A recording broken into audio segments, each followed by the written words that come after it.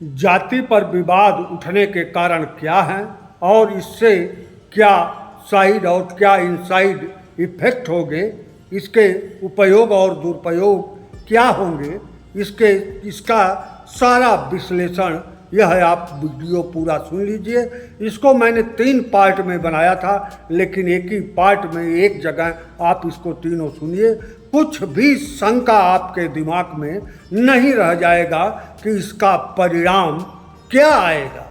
राहुल गांधी ने संसद भवन में चक्रव्यूह को कहा या गढ़ा, देखिए। सावन के दूसरे सोमवार 29 जुलाई को संसद भवन में राजीव गांधी ने कहा, एक चक्रव्यूह 21वीं सदी में भी रचा गया है, जिसकी चाबी प्रधानमंत्री अपने कोट पर लगाकर चलते हैं। महाभारत काल का चक्रव्यूह कमल के फूल के आकार का था। 21वीं सदी का भी चक्रव्यूह कमल का फूल ही है, जो प्रधानमंत्री के कोट पर दिखता है। राहुल गांधी के इस अर्धसत्य फिलॉसफी पर सत्ता पक्ष तिलमिला गया है, जबकि पूर्ण सत्य यह है कि भारत की पूरी व्यवस्था नेताओं के चक्रव्यूह में उलझी हुई है। आम जनमानस के पास नेताओं के इस चक्रव्यूह से निकलने का कोई ठोस उपाय नहीं है। जितना जनमानस नेताओं के इस चक्रव्यूह से निकलने का प्रयास करती है, उतना ही उलझती जाती है। 21वीं सदी के इस चक्रव्यूह का आकार पारदर्शी होते हुए भी जनमानस सब कुछ देखते हुए भी लाचार सी फंसी पड़ी है। भारत का बच्चा बच्चा जानता है कि कोई भी पार्टी या नेता संपूर्ण ईमानदार नहीं है। ज्यों ही जनमानस से यह सवाल फिजा में तैरता है, एक अलग तरह का जवाब फिजा में आ जाता है कि जनमानस भी संपूर्ण ईमानदार नहीं है। नेताओं पार्टियों का चक्रव्यूह ऐसा है कि सभी पार्टियां जातिवाद के खिलाफ होकर अपनी पार्टी में जातिगत मोर्चा बनाए हुए हैं। पूरे देश में हर जात के नेता हैं, कोई भारतीय नेता बचा नहीं है। कोई पिछड़ी जात का नेता है तो कोई दलित नेता है, तो कोई अल्पसंख्यक समुदाय का नेता है, तो कोई सवर्ण नेता है। अब हिंदू नेता और मुस्लिम नेता भी हैं। जाति आधारित पार्टियां चलन में हैं और ऐसे सारे नेता भारत की एकता और अखंडता की ही कसम खाते हैं। इसी बीच नीच जात के नेता भी अपने को कहने वाले हैं और ऐसे ही सारे नेता जातिवाद के खिलाफ आवाज बुलंद किए हैं। इसे ही चक्रव्यूह कहते हैं। नेताओं की ऐसी ही सरकारें हैं जो आती और जाती रहती है और सर्वमान भ्रष्ट सरकारी विभाग भी अनवरत कुचारू रूप से चलते रहते हैं। जनमानस भी भ्रष्ट विभागों में भ्रष्टतम तरीके से अपना काम करवाती है और ऐसी सरकारें ही भारत को जड़ से भ्रष्टता को जड़ से खत्म करने की सौगंध खाकर आती हैं। इसे ही चक्रव्यूह कहते हैं। राहुल गांधी ने तो केवल चक्रव्यूह की तुलना की है, समझा कहाँ है चक्रव्यूह को।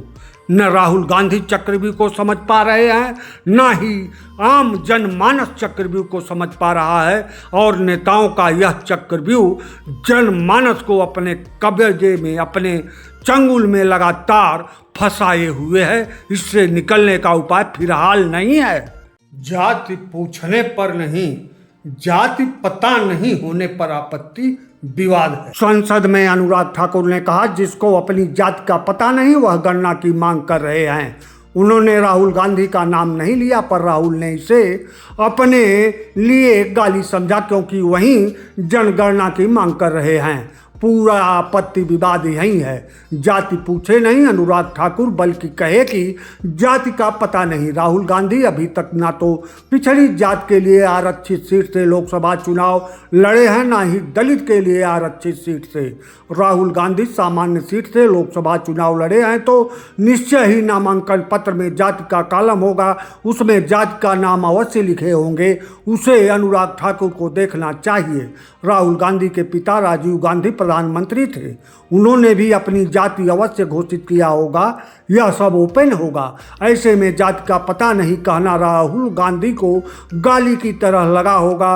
राहुल गांधी ने कभी नहीं कहा अभी तक कि वह पिछड़ी जात से हैं या नीच जात के हैं। अब अनुराग ठाकुर ने अपने दिमाग में यह रखकर कहा कि जाति का पता नहीं, क्योंकि राहुल गांधी की मां सोनिया गांधी विदेशी मूल की हैं और राहुल गांधी की दादी इंदिरा गांधी गांधी के पति फिरोज गांधी कश्मीरी थे, लेकिन इन सब के बावजूद राहुल गांधी अपनी जाति, जो वह जन्मजात पैतृक जाति से हैं पाए जाते हैं, वह चुनाव नामांकन पत्र में जरूर लिखे होंगे।